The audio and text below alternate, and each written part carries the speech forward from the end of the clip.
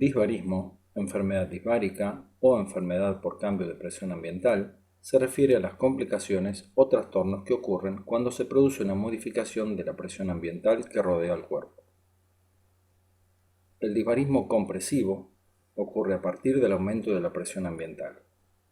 Tomando el cuerpo como referencia, se produce un gradiente de presión negativa entre el cuerpo y el ambiente, por lo que también se lo llama disbarismo negativo o disbarismo por presión negativa. El disbarismo descompresivo se produce a partir de la reducción de la presión ambiental, que provoca un gradiente positivo entre la presión del cuerpo y la presión del ambiente. Tomando el cuerpo como referencia, también se lo llama disbarismo por presión positiva, disbarismo positivo o hiperbárico. El disbarismo descompresivo consiste básicamente en dos entidades: barotrauma descompresivo y enfermedad por descompresión. El término decompression illness es utilizado con diferentes connotaciones en publicaciones en idioma inglés.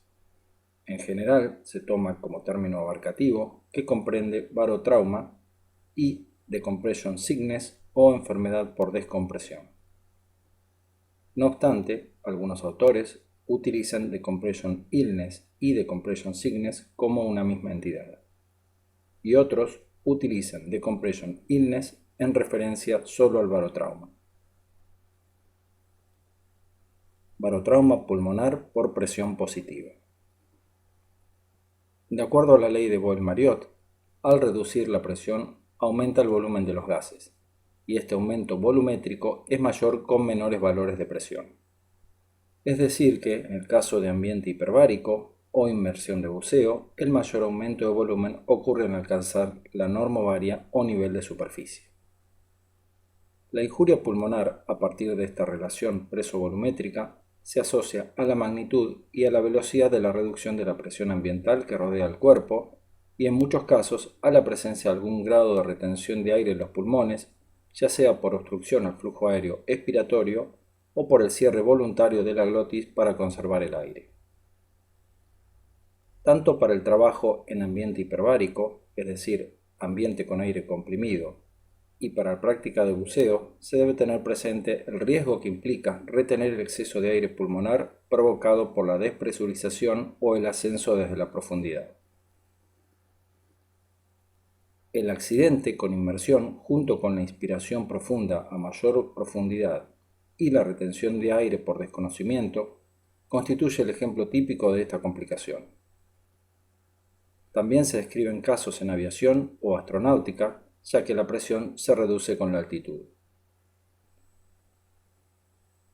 El aumento de volumen del aire inspirado produce entonces un gradiente de presión positiva entre el pulmón y el ambiente, con sobreexpansión pulmonar e incluso ruptura alveolar y capilar pulmonar, constituyendo el llamado barotrauma pulmonar positivo o por presión positiva, barotrauma pulmonar explosivo, síndrome de hiperpresión intratorácica o pulmonar, o síndrome de hiperinsuflación pulmonar. Si bien el compromiso pulmonar es difuso, en algunos casos puede ser localizado en presencia de obstrucción focal al flujo aéreo.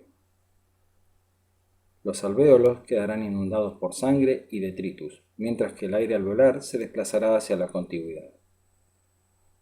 De acuerdo a la localización, se producirá neumomediastino, enfisema subcutáneo, principalmente a nivel del cuello, neumoperitoneo si el aire pasa a través del hiato esofágico, neumotórax si se desplaza al espacio pleural.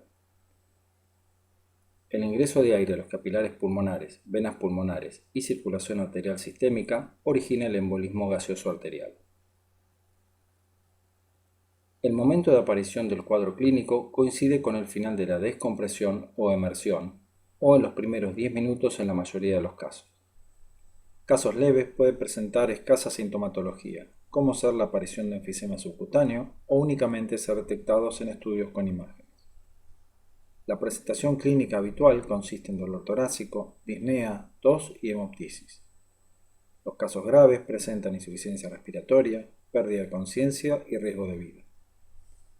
El neumomediastino puede ser asintomático o presentar dolor retroesternal y disfagia.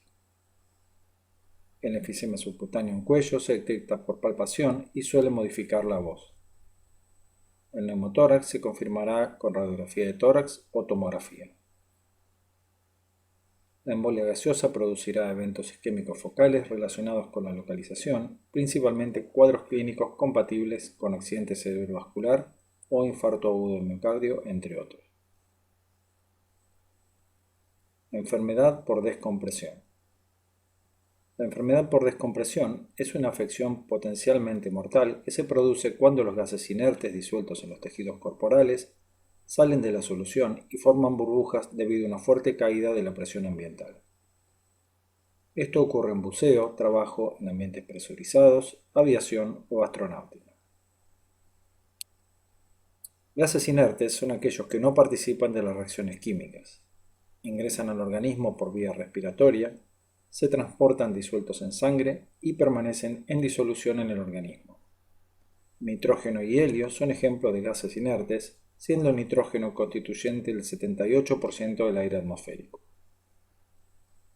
Saturación. Un líquido está saturado con un gas cuando contiene la máxima cantidad de partículas de gas para un determinado valor de presión y temperatura. Al modificar la presión, se producirá un gradiente de presión y movimiento neto del gas de acuerdo al gradiente hasta alcanzar un nuevo valor de equilibrio. El líquido estará saturado a otro valor de presión. Un líquido está subsaturado con un gas cuando contiene menor cantidad de partículas de gas para determinado valor de presión y temperatura. El gradiente favorece el movimiento de gas hacia el líquido. Efectivamente, esta situación ocurre al aumentar la presión barométrica o, en el caso del buceo, al aumento de la presión por mayor profundidad. Un líquido está sobresaturado con un gas cuando contiene mayor cantidad de partículas de gas para determinado valor de presión y temperatura. El gradiente favorece la salida de gas desde el líquido, situación que ocurre al despresurizar o para la emersión del buceo. La cinética de saturación está determinada por la presión parcial de gas, el gradiente, el coeficiente de solubilidad y la perfusión del tejido. La saturación no se alcanza inmediatamente, sino que se relaciona con el gradiente de presión.